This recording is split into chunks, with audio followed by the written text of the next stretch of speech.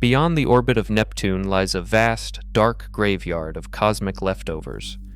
It is a place so remote and so ancient that it holds the original blueprints of our solar system, and what NASA found there completely changed everything we thought we knew. This is the story of the Kuiper Belt, what it is, what lives inside it, and what NASA's New Horizons spacecraft discovered there, discoveries that are still rewriting the story of how planets are born. Our solar system has three main zones. First, there are the rocky, inner planets like Earth. Then come the gas giants like Jupiter and Saturn. But beyond all of them, in the cold and the dark, lies the third zone, the Kuiper Belt.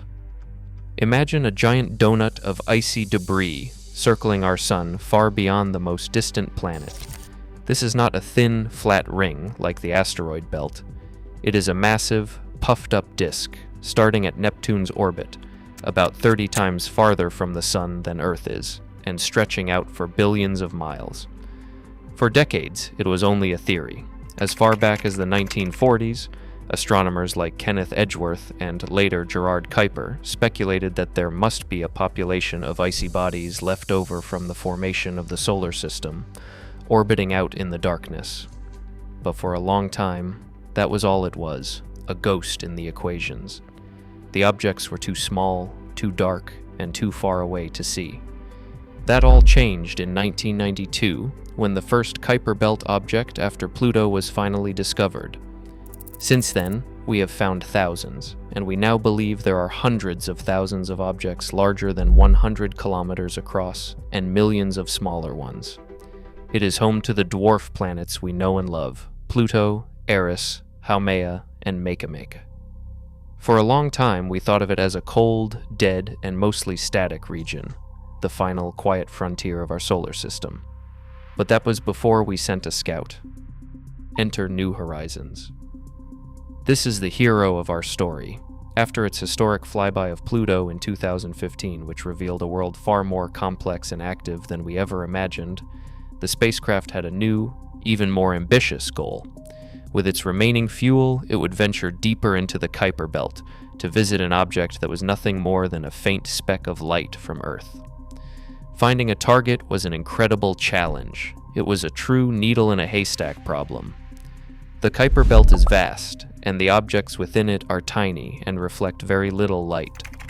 The New Horizons team, led by scientist Mark Buey, had to use the most powerful tool they had, the Hubble Space Telescope. They scanned a patch of sky the size of the full moon, searching for any faint dot that moved against the background of distant stars. And they found it, a tiny, faint object, officially designated 2014 MU69. It was a gamble, a shot in the dark, literally. For another 3.5 years, New Horizons sailed silently through the void, traveling another billion miles beyond Pluto. It was heading for a world no one had ever seen, a true primordial relic. As the first images started trickling back to Earth on January 1st, 2019, scientists held their breath. What they saw was something they had never seen before. It was not a sphere, it was not a potato, it was a snowman. This is Arrokoth, the most distant and most primitive object ever explored by a spacecraft. And it's weird. The first big surprise was its shape. Arrokoth is what scientists call a contact binary. It's not one object, but two that gently fuse together. The larger lobe, which is flattened like a pancake, and the smaller one, more like a lumpy ball, aren't smashed together. They're resting against each other as if they slowly, carefully docked in the emptiness of space. The speed of their final merger is estimated to have been just a few miles per hour, about the pace of a leisurely walk. End to end, Arrokoth measures about 22 miles or 35 kilometers long. To put that in perspective, it would fit comfortably inside the city of London. And this is the actual shape, reconstructed from real images taken by New Horizons, not a computer-generated illustration. The second surprise was its color. Arrokoth is red. Extremely red, even redder than Pluto. This deep red color comes from a class of complex organic molecules called tholins. These are created when simple ices, like methane and methanol, which are present on Arakoth's surface, are slowly cooked for billions of years by the faint but relentless ultraviolet light from the distant sun. Think of it like leaving a piece of plastic in the sun for a very, very long time. It changes color, it changes chemistry, that's what's happening here, but on a cosmic timescale. These tholins are not just a curiosity, they are the building blocks of more complex chemistry, the stuff from which life might eventually arise. But perhaps the biggest surprise was what wasn't there: craters. For an object that has been floating in space for over 4 billion years, its surface is remarkably smooth. This tells us two incredible things. First, the Kuiper belt is a much quieter place than we thought. It's not the cosmic shooting gallery we once imagined. Objects out there aren't constantly smashing into each other. And second, it means Arakoth is an almost perfectly preserved fossil, a pristine relic from the very dawn of the solar system. It is as if someone put a piece of the early universe in a freezer and left it there for 4.5 billion years. So what does this all mean? Why does a lumpy red snowman a billion miles past Pluto actually matter? Because it completely changes our understanding of how planets are made. The old theory was called violent accretion. The idea was that planets formed through a series of chaotic, high-speed collisions, with objects smashing into each other and growing over time, like a snowball rolling down a hill and picking up more snow. This model predicted that the early solar system was a brutal, chaotic place. But Arakoth's gentle, delicate union tells a very different story. It supports a newer model, where tiny particles in the early solar nebula, the cloud of gas and dust that formed our solar system, began to clump together due to gravity.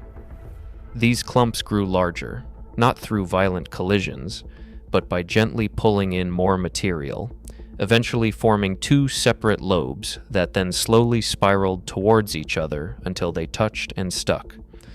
Arakoth is not the result of a car crash. It is the result of a slow dance. It is a planetesimal, a baby planet, frozen in the act of being born. The presence of those complex organic tholins adds another fascinating layer.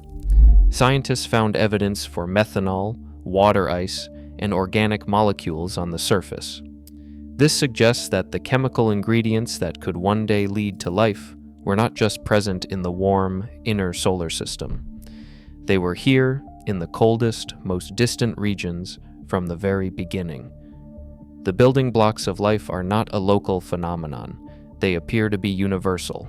It is entirely possible that comets originating from the Kuiper belt delivered these very same organic molecules to a young Earth billions of years ago, helping to kickstart life as we know it.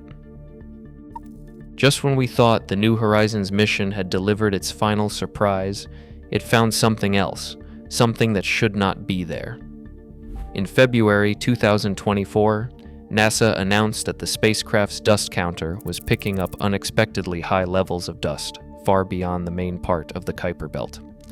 Much more dust than scientists had predicted. There are a couple of theories for what this means. One is that we are seeing evidence of an extended Kuiper belt, a whole new population of icy bodies colliding and creating dust, stretching out much farther than we thought, perhaps to 80 times the distance between Earth and the Sun, or even more. Some scientists think it could even be evidence of a second, entirely separate belt of objects. The leading theory is still being debated, but what it tells us is clear. The solar system did not just end at Pluto, it keeps going, and we have barely scratched the surface. The Kuiper belt is not the end of the solar system. It is the beginning of its story, a story that is still being written, one grain of ancient dust at a time. If you enjoyed this video, make sure to subscribe so you do not miss what we explore next.